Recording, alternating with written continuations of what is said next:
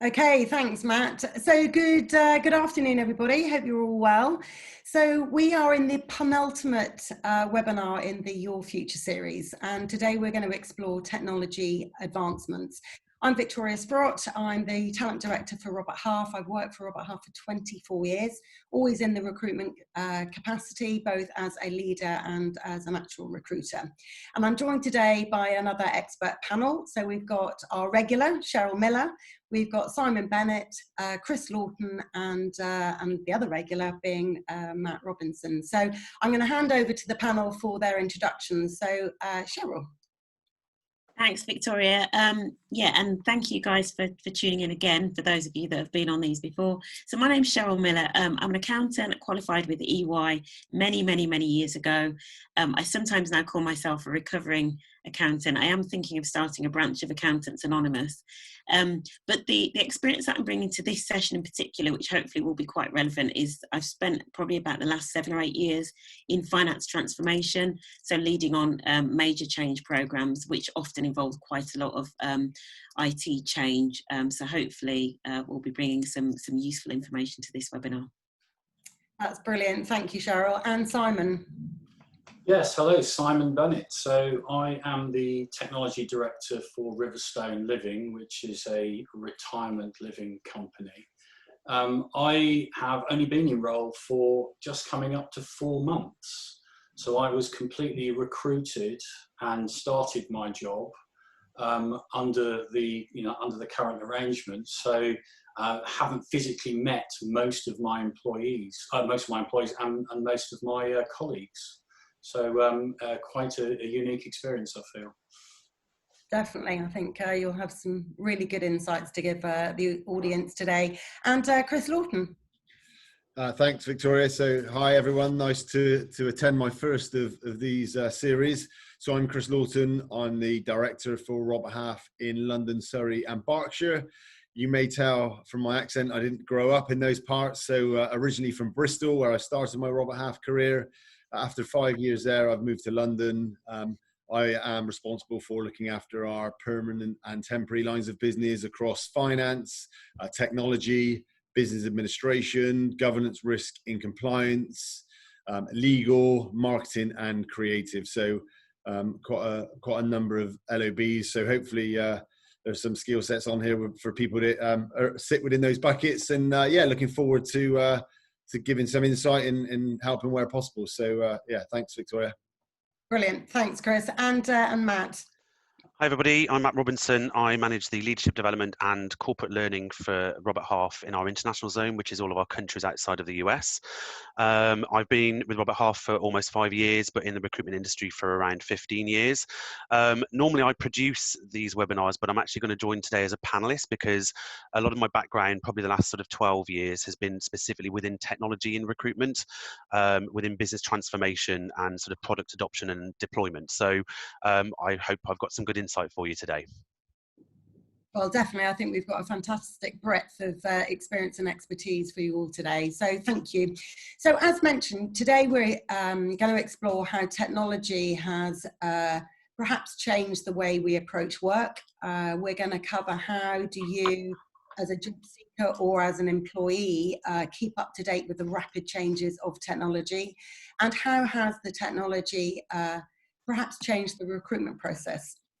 So as many of you will know from participating each week, in order for us to keep current with our answers for you all today and bespoke our conversation to reflect your status and feelings, we're going to run a number of polls throughout the next hour. A question will give you plenty of notice, a question will pop up, and all you're going to do is answer the question which is most relevant to you, and I'll then share the results. As we progress through the webinar, you're going to undoubtedly have some questions that you specifically want to ask the panel, and we'll ensure that we allow plenty of time for us to do that. There is an icon, a Q&A icon at the bottom of your Zoom screen, and all you do is you can submit your question through there. It can be completely anonymous, and be assured that also the participation within the polls is also anonymous. The last thing just to mention is that the call will be recorded for social media purposes once that's posted out at the end of the week. So with the housekeeping out of the way, I think we'll get started, Matt. So I think we're going to go straight into a poll. Brilliant. So the first poll we would like to ask is, what is your current job status? And again, this is completely anonymous, but it would be really interesting to just understand how our audience, where they're at right now. So are you actively seeking work? Are you in a recruitment process? Are you passively looking, or are you just happy where you are? If you wouldn't mind participating within that. So just give it a couple of seconds. We've had the majority of people have answered, Victoria, so I'm just going to give it another couple of seconds, and then I'll end the poll and share the results with you. Brilliant. Thanks, Matt. So get your answers in now. I'm just about to end the poll. There we go. You should now be able to see the results, everybody. Okay, so what we've got showing is 56% of you are actively seeking work. We have 8 who are in a recruitment process. We've got 25 who are passively looking, and 12% who are happy where they are. But obviously today here to from a learning perspective. So thank you very much for participating. So the first question we'd like to ask our panel is, how has our approach to working changed? And Simon, I think your specific situation would be really insightful to start this off. Okay, well, I mean, the obvious thing is remote working. I mean, we're all using video conferencing now. We're all using file sharing and collaboration, and I don't think those things are going to change. So we really need to understand how we can continue to use those particular technologies. I also think that from a flexibility perspective, I think potentially the 9 to 5 has gone. We may not have as much of a commute as we did before. Some of us have got other commitments like childcare, and it's not clear on how that's going to work going forward. So I think there's a whole piece about flexibility, and I think employers need to be mindful of that. And I think the last thing that is for me is cyber security. I think that because of the way we are all using technology, I think that we all have almost a duty to understand how to keep things secure. And I think employers may be looking for that going forward, to understand that you've got some understanding of how the security of systems work and how to keep yourselves and your employer secure. And Sheryl, did you have any further comments on that one? Yeah, thanks, Simon. There's a couple of things I just wanted to add, really, because there's been a lot of talk about, the fact that people are wanting to continue to work from home, which is great, but that does give rise to some challenges where, for example, people find it difficult to switch off, or where people feel as though, work starts to encroach on their personal lives. So I just wanted to share almost 3 tips or 3 ways of trying to make sure that you can still have some separation between the two, so that work sort of doesn't take over. So the first thing I wanted to talk about was time. So really managing time well, and kind of making sure that you are, having blocks of time that you use constructively, and also having those clear barriers between kind of, work and personal time. So the first one is time. The next one is space. So, I know that some people are constrained potentially in their home environments and kind of where they can work, but if you can designate a specific space that is for work, then do that, rather than kind of work following you all around, your house or your apartment, because then actually work just becomes everywhere and is kind of all consuming. And then the third one that I'm going to talk about is face, as in your face. So I know Simon talked about remote working, and something that we'll obviously talk about is the increase in conference calls and those sorts of things. Don't always feel the pressure to have a face call or a video call, because it can actually be quite stressful, back-to-back days of video calling. So, if you can demote some of the calls to a phone call, then don't be afraid to do that, because it does just sort of take the pressure off, and it makes your day less stressful. So those are my 3 things really: time, space, and face. Brilliant. It is. I think you do get fatigue, don't you, from that video conference all the way through the day. So thank you very much, both. Really helpful. So we're going to move on to the next question now, which is how are people using technology to communicate and collaborate effectively? You know, Chris, obviously you're dealing with lots of employers all the time from a recruiting perspective. Perhaps you can give a perspective here. Yeah, thanks, Victoria.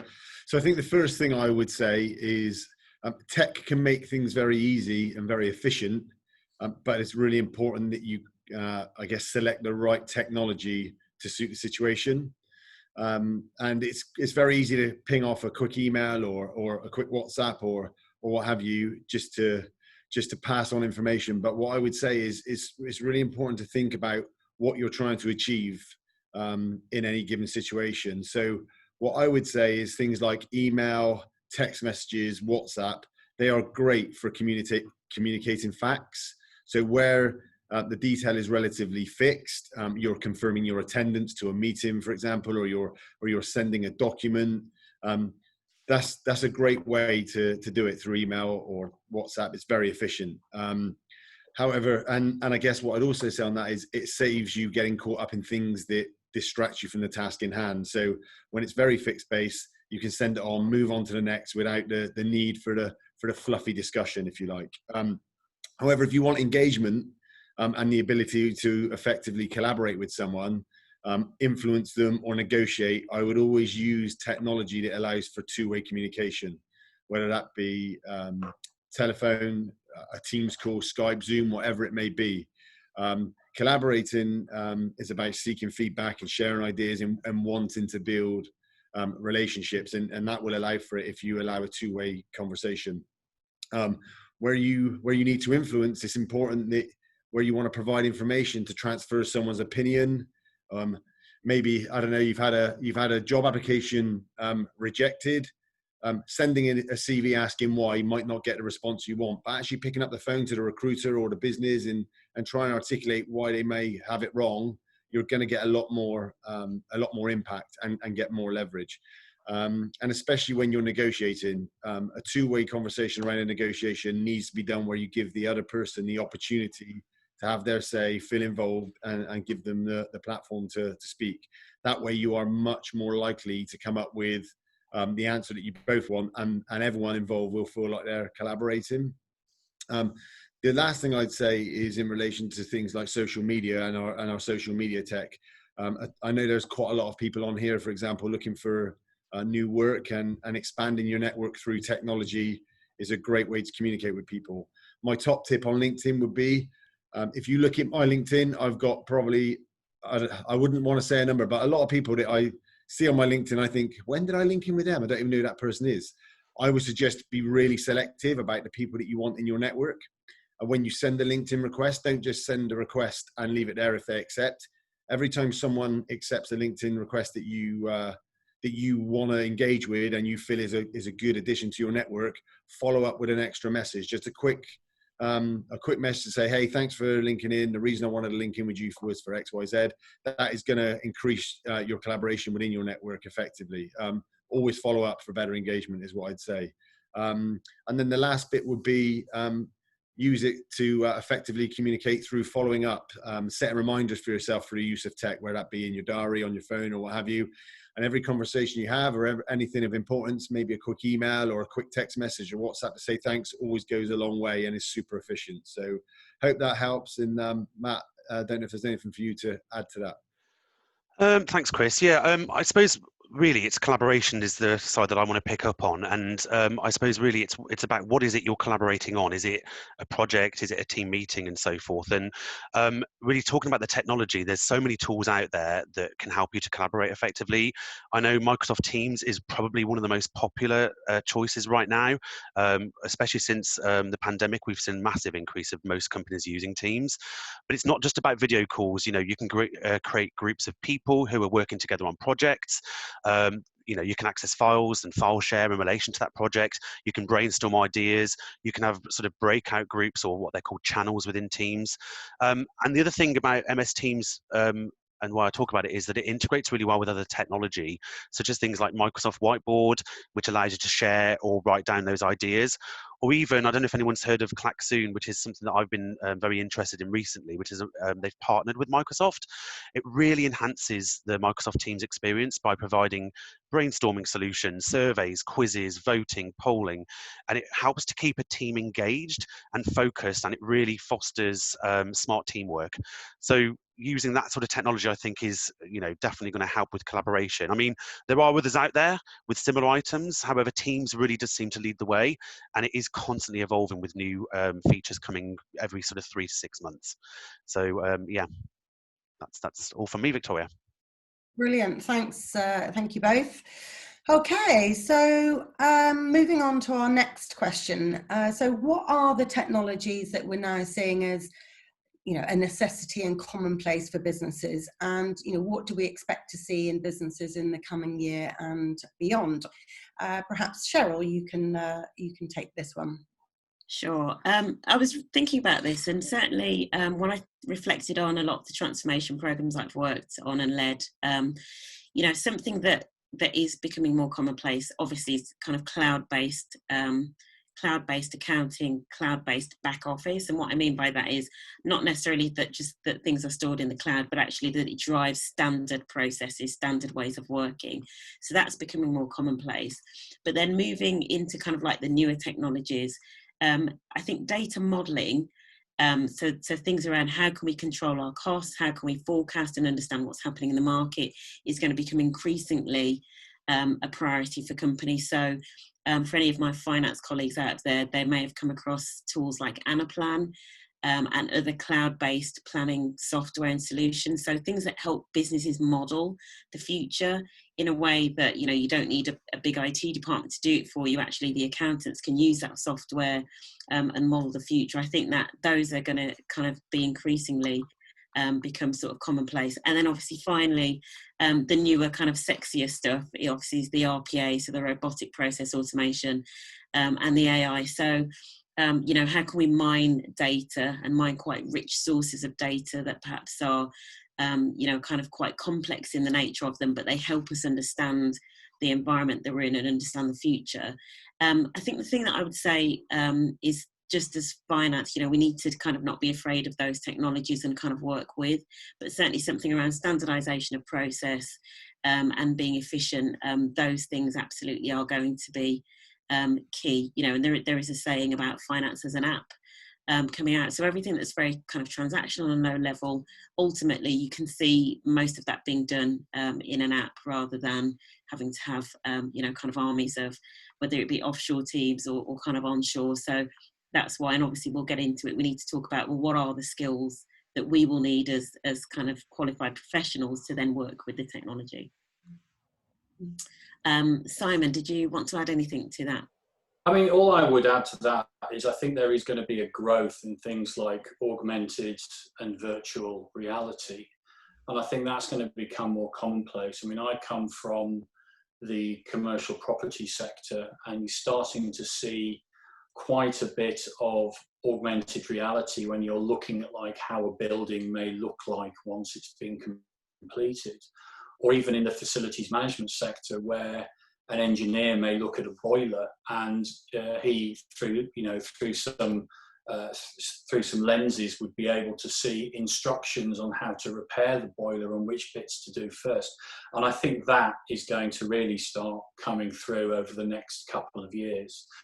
And also I think that with the rise of the 5G network, I think that the speeds that we're going to see for data transmission are going to increase dramatically, which means a lot of the stuff that we may have been have to do from home or have to do for an office, we can more or less do from anywhere. And that level of flexibility, I think, is going to change the way that we work significantly. Thank you. So Matt, I believe we're going to move on to another poll. So this time, what concerns you most about the rapid changes within technology? So is your concern that it's replacing jobs, losing connectivity with your clients and customers? or having to personally upskill to keep up. So we'll give you a few moments to participate within that. Yeah, we're sort of halfway through voting, so just give it another few seconds. No problems.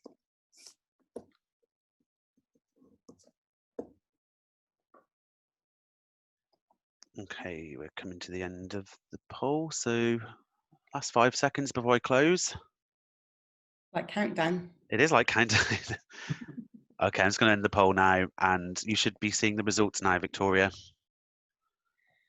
Okay, so we've got people's concerns. So about, sorry, not about, 28% of people are concerned about it replacing jobs. We've got 15% about people losing connectivity, and we've got a resounding 57% of people who are concerned about how to, upskill to keep up. So that's really interesting, and I'm hoping the next couple of questions might, alleviate some of those concerns for you. So moving on to the questions, related to that. So, how has technology changed the recruitment process more recently, and how effective has that been? So, Chris, from a recruiting perspective and dealing with all your clients, perhaps you can take this one. Yes, thanks, Victoria. So I think firstly, it's fair to say that it has changed it hugely, especially here at Robert Half. We are very bought into the model of meeting everybody face to face. We believe that the cultural fit and the insight you get from physically meeting people gives you a much better ability to match people.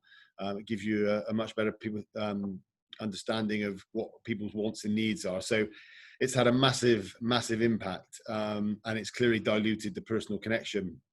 Clients or candidates can't meet face to face either, so clients aren't able to meet the people that they potentially want to hire.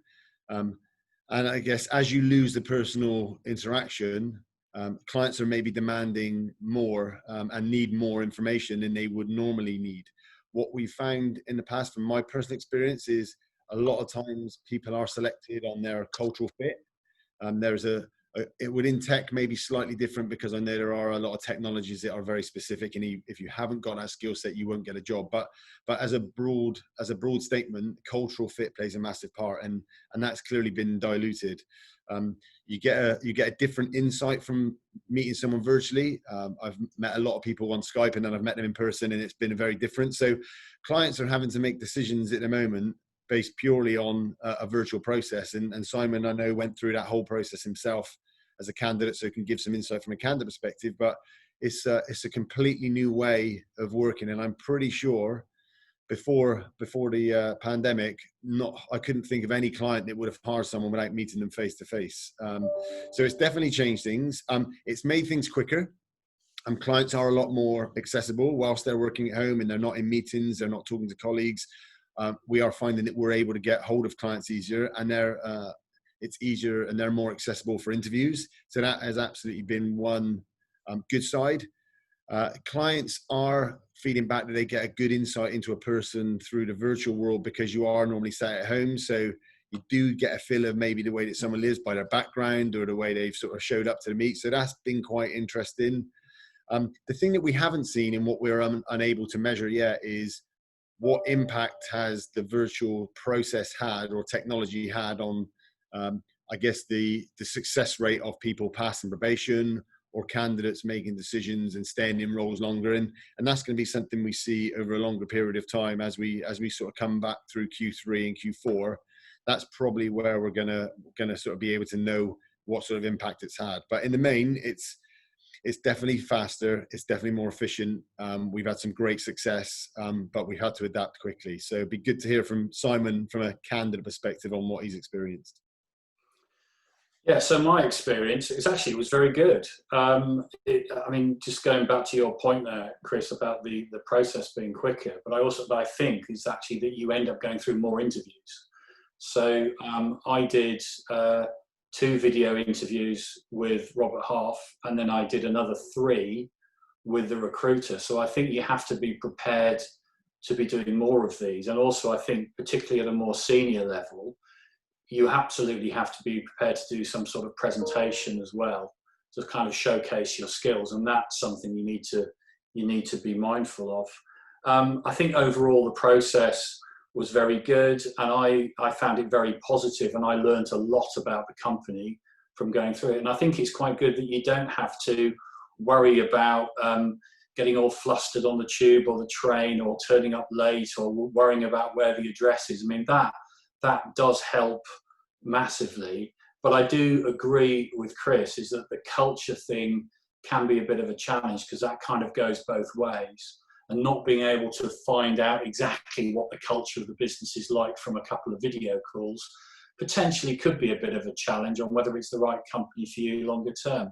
But from my personal experience, it was very good, it was very effective, and the whole thing did actually take a lot less time than what it would have done otherwise, I think. Yeah, fascinating. Thank you. Thanks, Simon. So just a reminder with regards to the questions. So if you've got any question that you want to ask all of the panelists, or a specific question for one of the panelists, given their area of expertise, then, you know, please, I encourage you to use this opportunity to ask those questions, and say we'll do our best to get through as many of them as we can. And so moving on to our next question. So sort of staying on the theme of the interview and the application. So how can individuals demonstrate their technical capability in an application and then in an interview? And again, Chris, perhaps from a recruiting angle, you can take that, and then maybe Sheryl from your expertise and from a client perspective could give a different angle. Thanks, Victoria. So I think the important thing here is never make statements on CVs or on applications or covering letters or even in an interview without backing it up with a great example. So I would urge everyone to think about what things have you done that you can demonstrate where you've added value, you've streamlined a process, you've mastered a skill. The takeaway for this that I'd maybe say people could use is the STAR model. So the STAR model is situation, task, action, result. So if you think about demonstrating your technical ability using that, so what was the situation you were in? What task did you have to complete? What action did you actually take, and what was the end result? That'll allow you to break everything down and be able to demonstrate some real life examples that hopefully should help, I guess, with showcasing your technical ability. I'd also say be creative. It's very easy. We receive lots of CVs, and if I receive 10 CVs tomorrow for a job, I can pretty much guarantee you that 9 out of 10 will have an opening statement saying that they're really good at teamwork, but they're also brilliant at working on their own. They're great under pressure and have great organizational skills. You've got to stand out and be different. Maybe your opening statement, I know it's not linked to technical skills per se, but talk a little bit about what makes you different from everyone else, and if you've got some technical skills that you feel are really prevalent, make sure you get them into that opening statement and stand you out, because that's what employers are going to look for. Nobody hires anybody who's not good at working on their own or working under pressure, but people do hire people with great technical ability that are, I guess, very specific to certain jobs. And the last thing on that, I would just say, is moving from having a fixed mindset to a growth mindset. And you need to demonstrate that through an application, and particularly in an interview. So a fixed mindset is the belief that you cannot really change who you are and your skills are limited. A growth mindset is a belief that anything can be mastered, and with practice and hard work and dedication, if you focus on the process, you can master anything and you can better yourself and become better. So when you're in an interview or you have an application, maybe you don't have all the technical skills, maybe they're not things you have today, but it's really important to maybe talk about what you're like as a person, how you approach your job, how you show up every day, and what you are willing to do as an individual to master the skills that are required for the job, because people will hire people with potential. If they haven't got the skills, if they see that longer term, they're going to get a great return. So, Sheryl, I don't know if you've got anything to add on that. Yeah, thanks, Chris. No, some brilliant answers there. I think the examples, having clear examples is absolutely critical. I would say just be, and it kind of links on from the kind of growth mindset really, but be, show that you are receptive to technology, show that you are receptive to change, because certainly, in the programs that I've worked in, attitudes towards change and towards new technology is often quite a big challenge. Particularly in some back office functions, and I think showing that you have the willingness to work with new technology and new change is good in and of itself, even if you don't have the technical skills. The second thing that I'd say as well is, if you have time, do a bit of digging around the company and see whether they have made any software acquisitions recently. Software companies love to shout about any big deals that have been signed, so just with a little bit of Googling you may actually be able to find that the company have recently acquired a new kind of software package or whatever it be, and you can actually just do a little bit of work around what that thing does so that you can understand the problem that that company is trying to solve, so that actually when you turn up at interview you can then speak more confidently about some of those challenges and offer examples that are really relevant to the issues that the company is trying to address. Yeah, brilliant. Great examples there. Thank you. So next one is, and I believe Simon, you'll be best poised to take this. So how do you go through a virtual interview process with impact? So you've obviously done that. So I'll hand over to you. Okay. Well, I would say the first thing is treat it like a real interview. Don't think that it's any different to meeting somebody face to face. So don't be tempted to wear a t-shirt and a pair of shorts to your interview or something like that. So also know the technology that the interviewer is going to use, whether it's Teams or whether it's Zoom or any of the other technologies. Make sure you understand it and you can use it, and it's not going to cause you any problems. Check your tech beforehand so you know you're not going to have any issues. Think about your background and where you're sitting. Don't have piles of dirty washing or an old bicycle in the background or something like that, because what you're trying to do is create an impression, and you want to make the best impression possible. And I think finally is just dress well. Check with the recruiter what is considered to be the right way of dressing, whether it is a shirt and a tie or whether it is more casual, but just make sure you get it right. But I think the overarching part of this is just treat it like you were meeting the person face to face. I think that's the takeaway from there. I don't know, Matt, did you have anything further to add to that? Yeah, thanks, Simon. You're absolutely right. I think you have to treat this as a normal interview face-to-face. I think just to add a few tips here, I think, first of all, as you've said, preparation is key. Check technology, check it again, make sure you're happy with how it works. Think about where you're sitting, put yourself in a more formal environment, but also think about what you'll do if something goes wrong. Okay, so, will you use your mobile if your technology ends up not working halfway through? How do you deal with that situation? You need to have a strategy, so think deeply in advance about the skills, attributes and competencies that they are looking for in the candidate, and design your specific responses for each one. Reinforce your personal brand, tell consistent stories about your skills and experience that relate to the position, and be prepared with answers to the common interview questions. One thing that you need to think about is your body language. It can be really tough to try and build a rapport with somebody through a screen. So pay extra special attention to your body language, and that can go a long way. Some pointers on body language is smile, but not too much. You don't want to freak people out. I would say make eye contact. You can do this by looking directly at the camera, or if it doesn't feel that natural, then you could look at the people on the screen, okay? But avoid looking at yourself, because that does distract you. Okay, so just avoid that temptation. I'd say sit up straight. It shows that you're interested in what they're saying, but also use non-verbal cues where appropriate, like nodding. It lets people know that you're listening to them and that you haven't zoned out. I say meta language is everything. Your smile, your laugh, your ability to build rapport through eye contact and signs of active listening.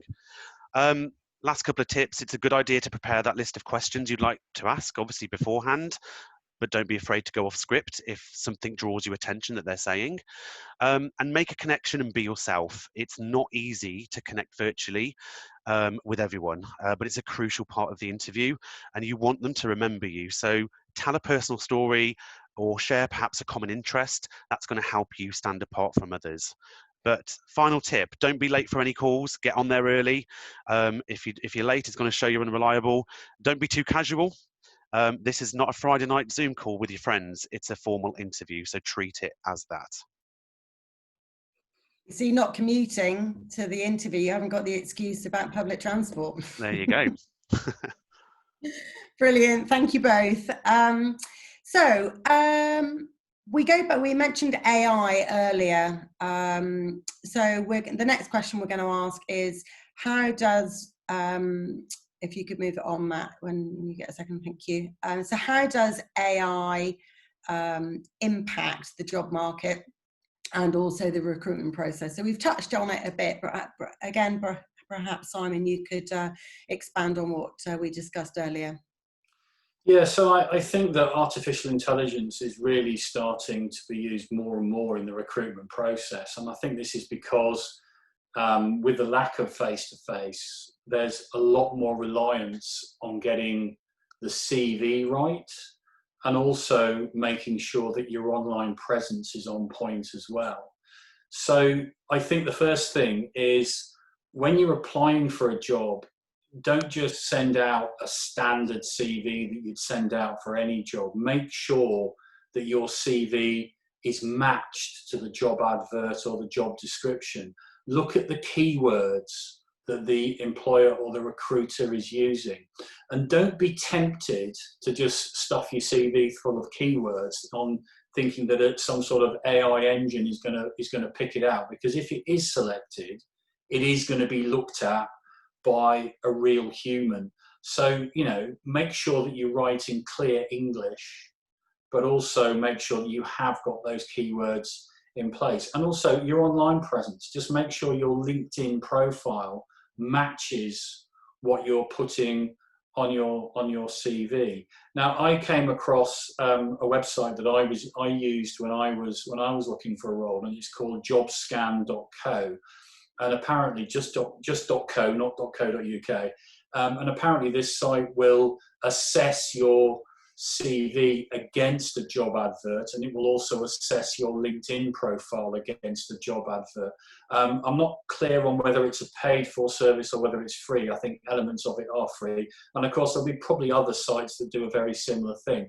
But that's definitely worth checking out, just to make sure that your CV is, clearly in line with what the advert wants it to do. Matt, have you got anything further you want to add to that? Yeah, definitely. I'll come back to what you were saying, actually, Simon, because that is a big part of this. But to talk about AI in recruitment, a lot of companies now have AI as part of their intake process. It's not just agencies, it's other companies that do this as well. And what you have to think of is that AI is often used to automate those high volume tasks. So whether it's sending out job posts to a multiple of people, whether it's posting a job advert to multiple job boards at the same time, as well as social media sites at the click of one button. AI is used to sift through, as you've said, Simon, thousands of CVs literally within minutes to identify the right match of candidate for the role. And what that's doing is providing a recommended shortlist for the recruiter. So it does save time, and it can make the recruitment process more effective. Some of you will have seen things like chatbots. Obviously, they're used for communication. Not every company uses them, but they are really good because they can be used to provide kind of standard answers to frequently asked questions, or to automate things like the scheduling of interviews. I know as Robert Half, we actually do have chatbots, and we're trialing that in different locations globally to see how we can utilize that in our recruitment process. But it does streamline the time to get the answer that you need, and it can actually provide a better candidate experience. But going back to what you were saying, Simon, there are downsides with AI. You know, there's that lack of human touch. Also, reliability is a concern. Therefore, as you said, when applying for roles, tailor your CV to that role and ensure that the keywords are in there multiple times. You will be ranked based on keywords hit in your CV or your cover letter. So you want to be at the top of that list and you want to stand out. So I would definitely go with what you said, that jobscan.co is a great tool to use to see where you'd fit into that. Yeah, that's a really, really good tips there. Thank you. So I think we're going to move to a poll, and I think we've got time for one more question because we've got, you know, quite a few in the Q&A coming through, and we want to give sufficient time to that. So slightly different to a typical poll, this one. There is a chat function next door. If you could, again, this is anonymous, but we'd be really interested to know what have you done to upskill yourself in readiness to your next role. So have you done an online course? Have you done some testing? Have you done a course, read some books, some self-development? So we would just be really interested as to what you've done to get yourself ready. So whilst you're doing that, I'm going to move to our last question, which is sort of relevant to that. So we mentioned earlier in the poll, people were concerned about how to remain current and upskilled. So how do people look to upskill and retrain themselves in different areas of technology, and how would you go about this from the panel's perspective? And I think, you know, Matt and Sheryl, perhaps you could dovetail and give these guys some advice. Absolutely, yeah. I mean, there's many free services out there that you can utilize to train in new technology. One that I use a lot is LinkedIn Learning, but by the way, there are lots more, though. It's not just one. It's not free, but they do offer free trials, and most of the companies out there will do that as well. But I find them really helpful because it has a lot of content, both soft skill and technology skill based, which can really help. But like I said, there are other products out there, you know, Google it. I mean, agencies themselves, when you're registered with an agency, you know, I'll use Robert Half as the example. Any registered candidate, we can provide access to training. We use a company called Skillport, which is again a lot like LinkedIn Learning, where there's thousands of content, whether it's e-learning, videos to watch, books, resource links. Also with agencies, you know, you can be offered skill tests, and that's also really good. You know, if you're upskilling yourself in an area of technology, then afterwards take a test in that to demonstrate your skills in that technology, because you can take that on to an employer, you know, when you're in a recruitment process. Sheryl, I don't know if you've got anything to add. Yeah, sure. So I know we've had a couple of questions about some specific technology, so I'm just going to talk about that a little bit maybe first as well. So just on the technical side, as well as the sort of free courses, there's a couple of websites that I think it's worth mentioning. So there's obviously Udemy, which a lot of people will have heard of. They do some courses around some of the technologies, and also Coursera is another one. So it's Coursera, Coursera, who are apparently one of the leading websites for providing courses in data scientists. So data scientists is actually a growing role that's coming into play, particularly around the use of AI and artificial intelligence. So people that can understand data, the complexities, can kind of feed the data into machines that learn, etc. So they're just a couple of websites. Somebody actually in the chat has also mentioned Power BI, which I think in terms of data visualization, data modeling, is going to become, you know, kind of far more widely used across all of the back office functions. Then the other area that I wanted to cover in terms of skills, you've got the technical skills in terms of the technologies, and there are lots of things that we could go into, like all of the robotics technologies, but there's also change management as a skill set, which actually, you know, I think I talked about it on one of the previous webinars, but if you have some of those change management skills around, you know, being able to understand and map and improve processes, or being able to, you know, kind of manage projects, those skills you can use across any technologies, and you can use those in any organization that is going through change with those technologies. So actually that's a good area to look at, you know, what are those change management skills. And then the other thing that I kind of just wanted to mention is just researching the technologies and the developments in your field, in your industry. There's lots of organisations out there like Gartner and McKinsey that are really good at kind of sharing what the latest is in your industry, in your field, in your sector.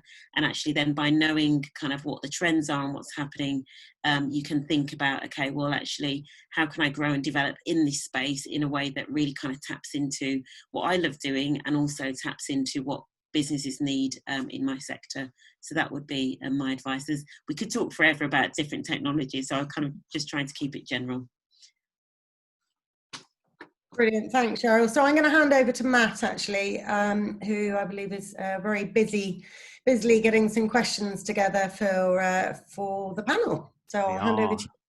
Thank you, Victoria. Okay, a good one to start with, actually, something we've mentioned earlier. I think, Chris, you mentioned this.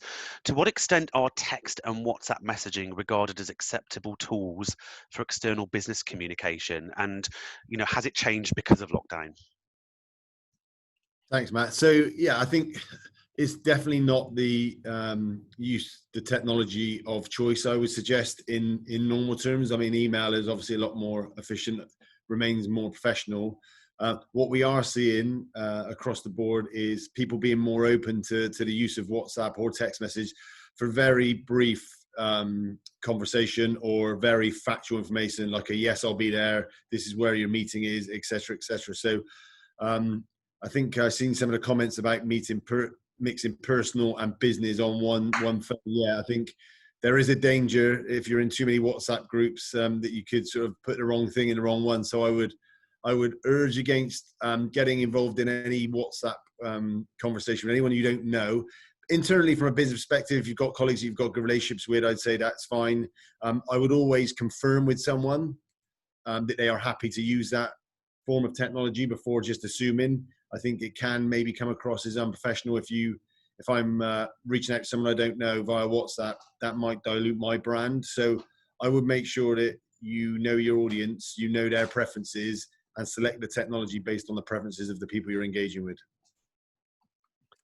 Thanks, Chris. Thank you very much. Another question that's come in, Sheryl, I might point this one to you if that's okay, is back office functions are often the least or the last to be invested in. You know, how can we promote the importance of improvements in those areas and that they're worthy of investment when competing with the customer facing projects? Yeah, that is a tricky one. And having worked in a number of retail businesses doing transformation, I completely understand that the consumer-facing stuff tends to get priority. But I think that will change, particularly in the light of the financial pressures that we're going to be going through. So, you know, one business I was working with in the last kind of 18 months or so, they were implementing Cooper, which is a procurement system. It's a bit like SAP Concur, and they had shelved it because they felt the business wasn't ready. And, you know, literally in the last couple of months, they've suddenly said, no, this is priority. You know, controlling costs is priority. Doing things efficiently in terms of reducing the cost base is priority. So I think the current climate will drive a lot more investment in those back office functions.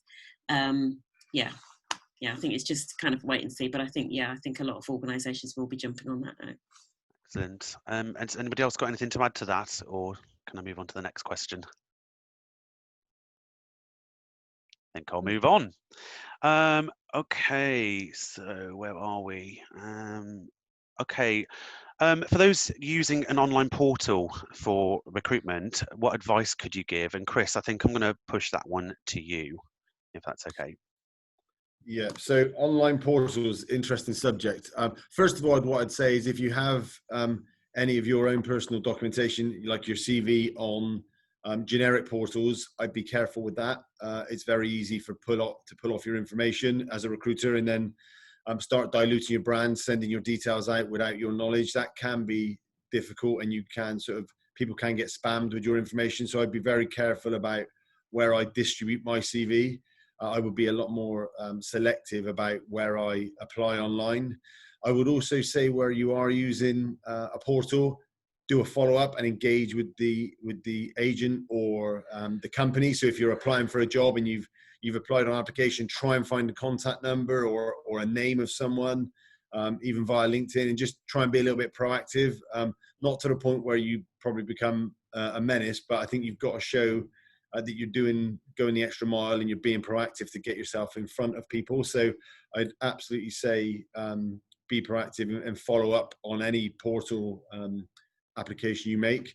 And then I would say select some agencies or recruitment companies that you believe are well established, can, I guess, take you to market or speak to their clients and articulate why you are right. So get with some agencies of choice, have some time with them. As I think Simon said, he had 2 meetings with us before it even got to the point of the employer. So the reason for that is by the time that your CV is hit an employer, if you're doing it through an agency that knows you, they are given all the color, all the background, all the reasons why they should meet you that you might not necessarily see on a CV. So that's why it's really important to, rather than just go straight direct to a portal, try and business partner with someone that has access to the hiring managers and can give more detail and more flavor to what you're about as a person, which will increase your chance of getting an interview. I think Simon said this bit earlier as well. Make sure that you've got a tailored CV for any application that you make. If you've got one generic CV, it's not going to fit for all of the jobs. So pick out the keywords, the key skills that an employer is looking for, and make sure that you add them to your CV so you're easily identifiable as someone that could be a good fit for that role. I think that's probably my advice. I don't know if anyone's got anything else to add on that. I think that's great, Chris. Thank you for that. Move on to another question then. Obviously, we've talked about how to upskill in the technology area, but somebody's asked here is, are they useful? Because what happens if you are upskilling in a technology area but don't have commercial experience in what you've learned? I don't know if anybody would like to pick that up. Yeah, I'm happy to answer that one, Matt, because I've seen this in practice. So I worked with a client where they were looking to implement a technology. They were actually looking to implement robotic process automation. And they had an individual that had kind of just been plucked out of the finance team to support it. And on the back of that, so even though he didn't already have the experience in the technology, he actually went and did a course in UiPath, which is one of the quite popular RPA technologies. He just went and did that course on his own back. And I think there is something about, even if you don't necessarily have the commercial on-the-job experience in doing it, just actually taking that initiative and getting the training on his own back really put him in good stead. And actually coming out of that reorganisation, he actually got a role as the RPA manager, because he ended up being one of very few with that skill set in the organisation. So I think just because you don't necessarily have the kind of practical work experience, it's still worth looking at these courses. I mean, that's why I also mentioned the change management as well, because the change management is less technology specific than kind of, betting on one particular technology. But for certain fields, things like, UiPath, and there are other technologies, they are going to become kind of like, the norm. So things like Power BI and data visualization. So I wouldn't necessarily say that everybody has to go out and learn these things, but, the days of Excel being the only way that, for example, people in finance communicated, that those days are kind of coming to an end slowly, which I know some finance people will be very sorry about. I sometimes think accountants would do their CVs in Excel if they could, but no, Excel is moving on. Thanks, I hope that Sheryl. answers the question, Matt. Yeah, definitely, it does. Yes. Victor, we don't have any other questions for now. One thing I would say is people have asked about, some of the things that we've mentioned. Could we restate them? So I just wanted to point out, obviously, this is recorded. It will go out to you as a recording, but also there's normally a written text as well, which sort of goes alongside that on the website. So you can pull out some of those things and specific websites, technologies that we've talked about today. Yeah, I had a question actually, because I didn't write it down. Simon, what was the name of the app or the website that matches your CV to job descriptions and your LinkedIn profile? Yeah, that was jobscan.co, and remember, it's just .co, not .co.uk. I found it very effective at making sure that my CV matched the roles I was applying for, so I would recommend it. Yeah. No, that's brilliant. Can't read my own handwriting. So, well, thank you, panelists, as ever. Sheryl, Simon, Chris, Matt, really, I think, invaluable tips and insights from today. So, again, thank you very, very much. You know, again, from all of these webinars, I've taken away so much personally. I think, you know, really, really thinking about the different mediums to which you can communicate on, working out what you're trying to achieve before you choose that technical medium. From Sheryl, you know, managing your time, limiting that face time, and having that dedicated space for work. I think I certainly am one of those people that blends work and home, becomes just one.